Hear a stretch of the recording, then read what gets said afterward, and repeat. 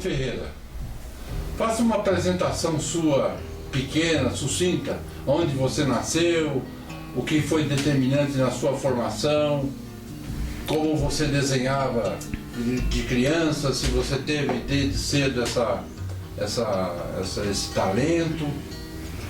Olha, eu desenho desde, eu nasci em São Vicente, litoral aqui de São Paulo, há 48 anos atrás, e eu desenho desde moleque. Eu não me lembro um período certo, mas eu era muito pequeno. Eu acho que com 6 anos eu já desenhava. As primeiras coisas que eu lembro de desenho era rabiscar cadernos da minha mãe, revista da minha mãe. Uma pessoa que foi muito importante. Eu comecei desenhando, olhando história em quadrinho mesmo. A primeira lembrança que eu tenho é justamente meu pai comprar gibi para eu ler na época. Gibi de super-heróis, gibi de cowboys, gibi de guerra. Então, assim, eu aprendi desenho copiando história em quadrinho. Basicamente foi isso daí. Você teve alguma experiência com um quadrinho brasileiro, assim, antes disso ou não? De criança, de época de criança, Ziraldo? Ah, não, sim. Não tão criança assim, mas um pouquinho, quer dizer, continua sendo criança, né? Mas era algo assim, 12, 13 anos de idade. Eu lembro muito do Enfio. Foi uma influência muito grande para mim. 13 anos, uma revista do Fradim que tinha, comprida, e é curioso que eu nem tinha uma capacidade intelectual de entender o que o Enfio queria dizer nos cartoons dele, mas alguma reação ali eu já tinha. Eu lembro claramente de ter ter uma impressão ali daqueles desenhos, me causar uma sensação, aqueles desenhos do Enfio.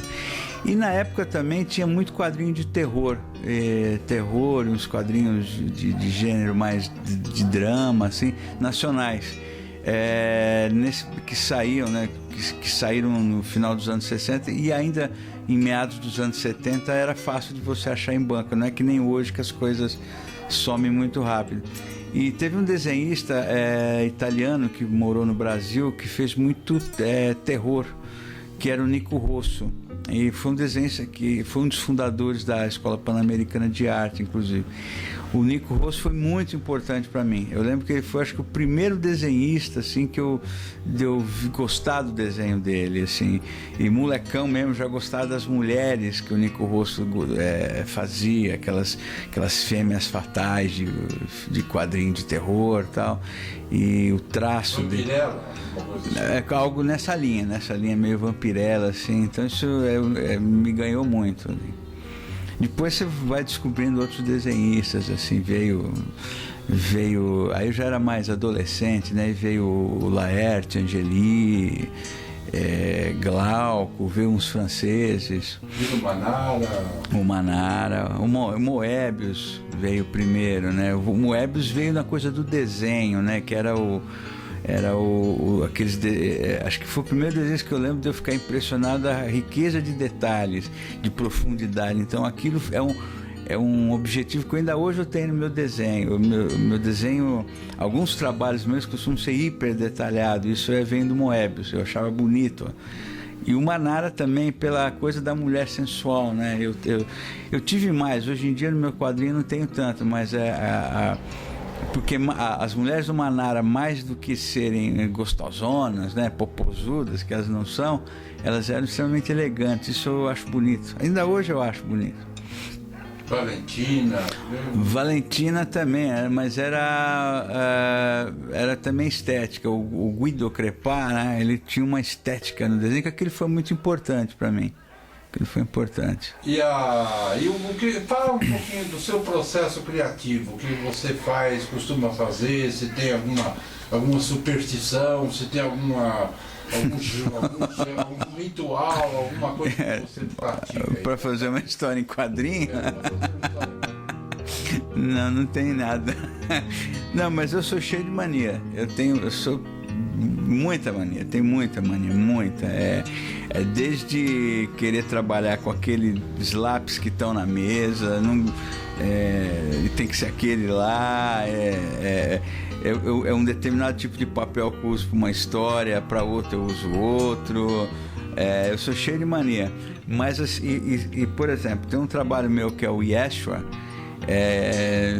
Tem trabalho que você faz um pouco numa hora do dia, depois você para, faz outra coisa. O Yeshua não.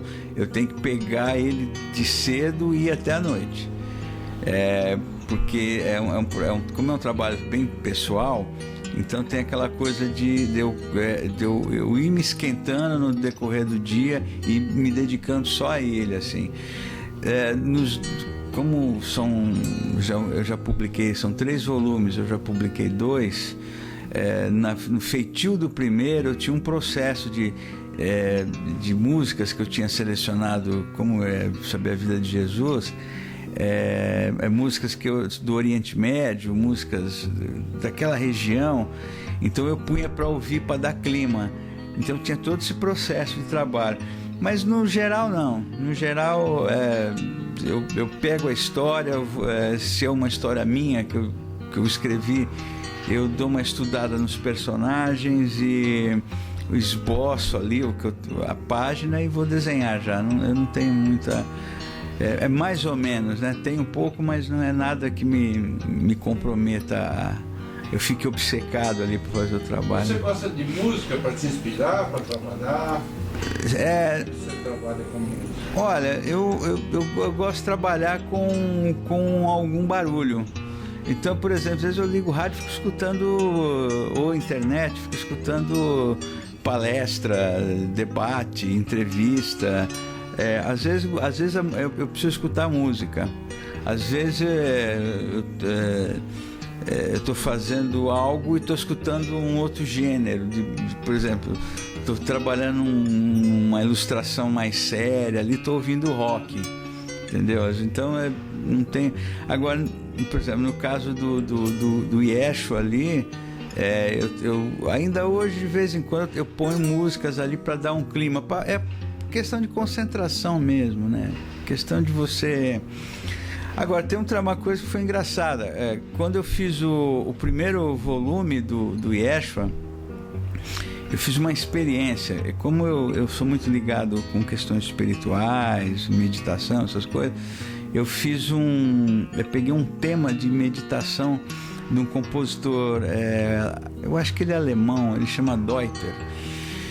Ele fez muita trilha de meditação para aquele guru Osho, né?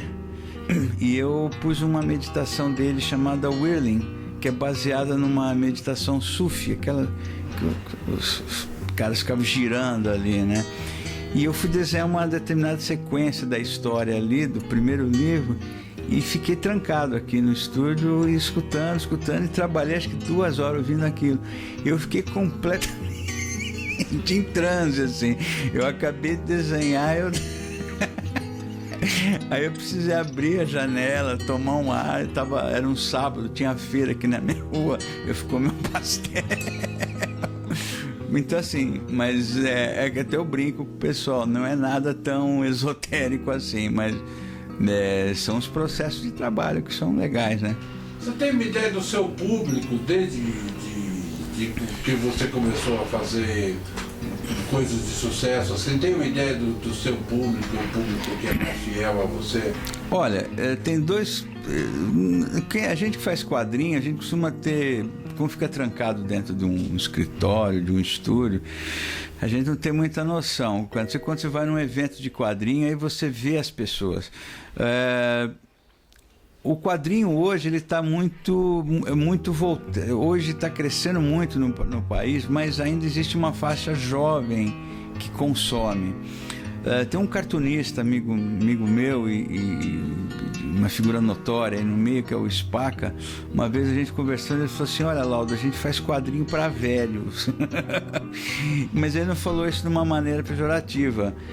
A temática do que a gente faz é mais adulta, então talvez o público maduro se interesse. Eu não tenho nada contra. Eu acho que o público que lê Yeshua, Clube da Esquina, Acho que é um público mais maduro que se interessa por isso, né? Houve uma época que eu tinha um público muito jovem, que era quando eu fazia uma série pra Sexy, que é a da Tianinha, que é uma personagem de cunho erótico. Aí a molecada gostava. Isso eu tive comprovação de conversar com molecadas aí, mas no geral eu acho que esse público mais maduro. E uma coisa que tenha marcado você assim na sua carreira, o que levou você a fazer o Clube da Esquina? Olha, eu sou de uma geração que gostou de música boa, né? Hoje em dia a molecada não tem, digamos que não é que eles não têm um bom gosto, não tem muita opção. E eu vi, assim, eu cresci, eu lembro de começar a gostar de Milton Nascimento, Chico Buarque, Gilberto Gil, esses caras sem entender até muito bem as letras dos caras, né? Então, assim, e como para mim, como para um monte de gente ali, a música do Clube da Esquina foi importante, fez parte da vida ali, né? Do momento da juventude, de você ter momentos emotivos ali com namorada, com amigos, e a trilha sonora ser Milton Nascimento, então marcou muito. E agora, mais de uma forma mais profissional, em 2005, 2006, 2007, eu não lembro direito, eu fiz um trabalho ligado a uma revista grande aí, e eu pensei uma ideia de fazer, pegar 4 momentos da música brasileira e fazer 4 livros, né? Não bossa nova, essas coisas que são mais notórias, pegar Secos Molhados, rock brasileiro, e um deles era o Clube da Esquina. Uma das pessoas que trabalhavam nessa editora, eles falaram para mim: olha, Laudo, isso não vai dar certo, porque é muita gente e a maioria está viva ainda, né? Então dá um trabalho, tal, mexer, uso de imagem e tal. Eu falei: mas o Clube da Esquina eu vou fazer, porque é questão pessoal. E aí tem aquela coisa, né, que o universo conspira a favor. Como eu sou residente aqui no bairro da Pompeia, eu frequentava uma loja de CDs aqui, que eu sempre batia papo com o cara, e um dia o cara sabia que eu fazia quadrinho, o cara falou assim, eu contei essa ideia para ele, o rapaz falou: olha, eu conheço um cara que é amigo íntimo dos caras lá do Clube da Esquina, que é um fotógrafo, eu tô com um livro dele. E como eu conhecia muito a história do Clube da Esquina, eu falei: é o Juvenal Pereira? Ele falou: é o Juvenal Pereira. Ele falou: Laudo, o cara é vizinho seu, ele é vizinho de rua, ele mora numa rua paralela aqui da minha. E aí foi um pulo. Eu conversei com ele, ele gostou da ideia, levou a ideia até o Márcio Borges, né, que é o parceiro do Milton, e culminou daquele momento ali, está sendo feito o Museu Clube da Esquina, que é eles que criaram, o Márcio Borges, o Juvenal, o Fernando Brant, o Milton é diretor ali e tal, e eles gostaram da ideia.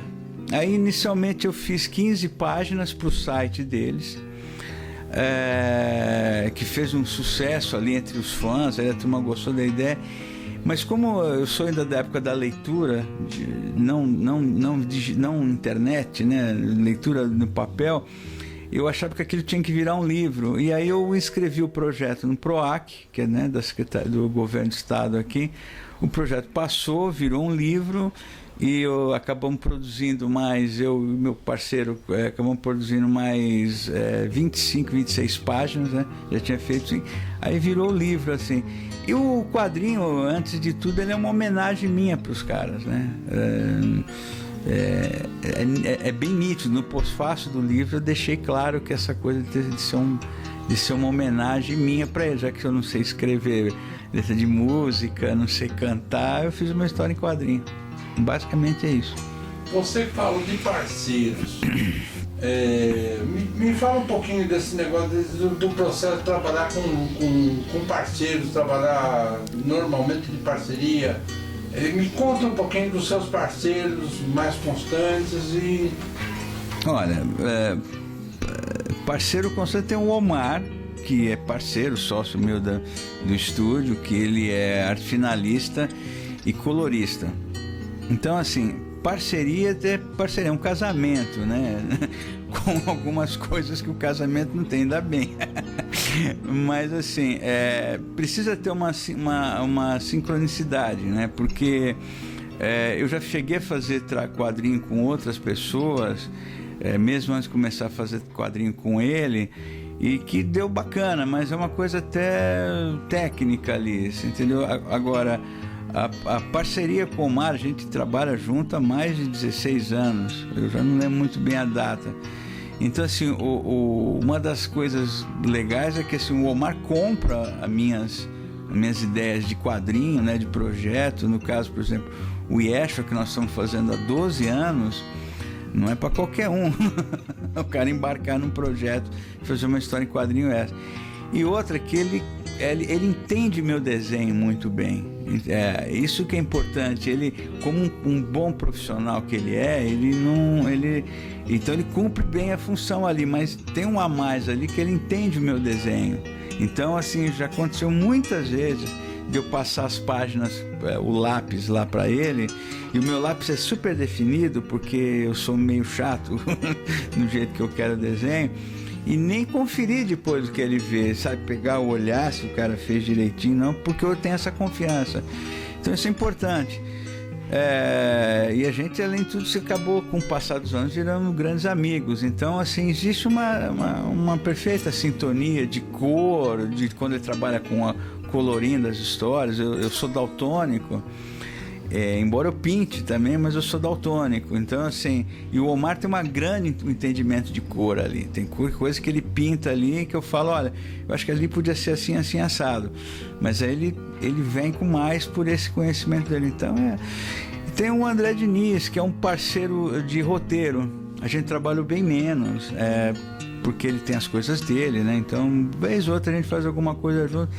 Que aí é no campo da escrita, né? Eu escrevo roteiro, ele também escreve, embora ele seja um roteirista mesmo. Então, assim, muita coisa que eu fiz com ele, você tem essa coisa de ele escrever coisas do jeito que você queria desenhar. Mas, no geral, de algum tempo para cá, eu tenho limado muito parceiro, por às vezes você simplesmente fazer trabalhos burocráticos, né? Então acaba não tendo muito, no final assim, não acaba não tendo muito resultado que te satisfaça ali. Me conta dos seus projetos com a literatura, quadrinhos e literatura. O que você tem feito, o que é mais importante, o que você destaca, o que você está pensando em fazer? Olha, eu fiz 3 trabalhos baseados em literatura, que foi o Elogio da Loucura, uma adaptação do Erasmo de Roterdã, sobre a Revolução Russa, baseado no livro do John Reed lá, que é mais ou menos baseado, não é? Ele serviu como uma referência lá, mais, né, histórica. E eu fiz o Alto da Barca do Inferno, que eu lancei ano passado. O Alto da Barca do Inferno foi um projeto que eu levei para a editora. Até na época que esse livro saiu, eu usei isso até como elemento de divulgação, para mostrar que não era uma coisa só a editora contrata um desenhista para fazer uma adaptação. Existia um lado autoral do desenhista de fazer. Então, assim, eu procuro trabalhar hoje em dia, dentro do que é possível, dentro de mercado, com projetos que tenham um lado que seja de interesse da editora, comercialmente falando, em todos os sentidos, de livraria, de venda para governo, essas coisas, mas que também haja um lado meu artístico ali, meio como se fosse uma obra que eu me interessasse fazer. Então, assim, nesse ponto de acontecer algo assim, de eu trabalhar na história dentro de uma perspectiva mais autoral, lógico, pensando nas questões de mercado, tudo. Então, assim, o Alto da Barca do Inferno teve isso, foi uma ideia que eu tive há muitos anos de adaptar. A minha esposa é atriz de teatro, então eu conheci primeiro a peça do Alto da Barca visualmente, né? Depois eu fui conhecer o texto. E o texto, ele é muito bom, ele fala de coisas que eu, de certa forma, gostaria de dizer. Então ali o Gil Vicente fala de uma maneira maravilhosa. Existe assim algumas ideias de adaptação literária já meio esboçada, literária e de biografia, como é o Clube da Esquina com trabalho biográfico, mas vamos no tempo, né? Assim, atualmente eu estou acabando o Yeshua. Aí, a hora que acabar, que é um trabalho grande, eu vou começar a direcionar para esses outros trabalhos. O que vai ser lançado logo dentro do Yeshua? O que você está planejando dentro do Yeshua para fazer? Tem mais alguns volumes? Tem uma ideia fechada já ou ainda não tem? Olha, o Yeshua são 3 partes. Na época que lançou o primeiro, hoje em dia o mercado de quadrinhos está muito forte. 90% das editoras do país publicam quadrinho. A Companhia das Letras publica um quadrinho e estão publicando livros de 500, 600, 700 páginas aí. Na época que lançou o primeiro volume, essa ideia ainda, o mercado estava se aquecendo e essa ideia de lançar um livro de 600 páginas, 500 páginas era inviável. Então, a princípio, por isso que eu peguei o livro e quebrei ele em 3 volumes. E, embora eu estivesse produzindo ainda na época que eu publiquei o primeiro, como eu estou ainda fazendo. Então, se eu fosse esperar acabar para lançar de uma vez só, talvez eu privasse muita gente que estava interessada em conhecer o trabalho de ver. Então, assim, eu publiquei em 2009 a primeira parte, em 2010 a segunda. Nesse meio tempo eu publiquei o Alto da Barca do Inferno e o Clube da Esquina. E agora eu estou trabalhando para fechar. Então existia uma expectativa para lançar agora em 2012, mas pelo cuidado que o trabalho tem, desde roteiro, desenho, arte final do Omar, o feitio da edição, o tempo que a editora vai levar, então esse trabalho vai sair para começo de 2013. Aí sim ele fecha, e a ideia a minha intenção é fechar o trabalho bem, né? Ele tem fechar com chave de ouro pelo assunto, pelo tempo que eu estou trabalhando, pela expectativa que tem. Assim, tem um público ali que semanalmente está me mandando e-mail para me cobrar. Então, assim, existe esse cuidado, até para não ser algo meio comum, de primeira parte é legal, segunda, terceira estraga. Em cinema tem muito isso, por exemplo. Então, ter um cuidado de acabar bem esse trabalho. Para mim tá bom, Roberval, você quer?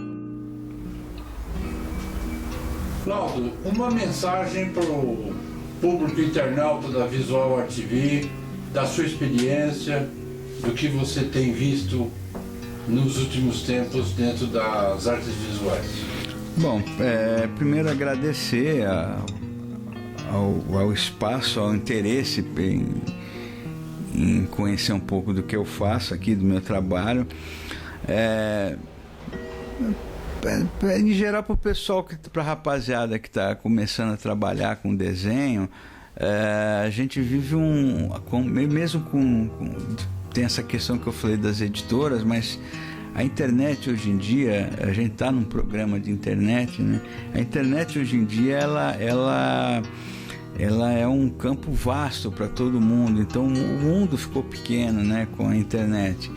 Então, assim, é importante para a rapaziada que está começando a produzir seus desenhos, suas histórias em quadrinhos, seus quadros, suas ilustrações, enfim, procurar cada vez mais, assim, nós vivemos um mundo de informação, onde as informações, no momento que as coisas acontecem, elas já chegam à nossa mão, né? Então, assim, não tem como você falar eu sou um artista que não tem informação, que é uma bobagem isso. Então, assim, procurar ser em contrapartida, a gente acaba perdendo muito a nossa espontaneidade, a nossa cara, né? Porque hoje em dia tudo é igual, né? Então, você tem as redes os sites de relacionamento, melhor dizendo, onde você ter 2.000 amigos que você nunca viu é sinal que você é uma pessoa bem relacionada na internet. Então, com o tempo a gente vai perdendo a nossa legitimidade, né? A nossa cara.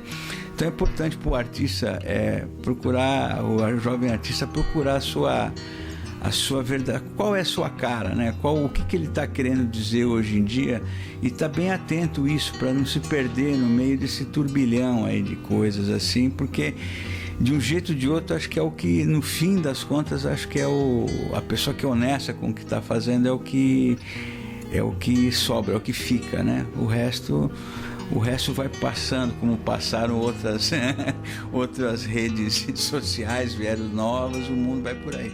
É isso aí.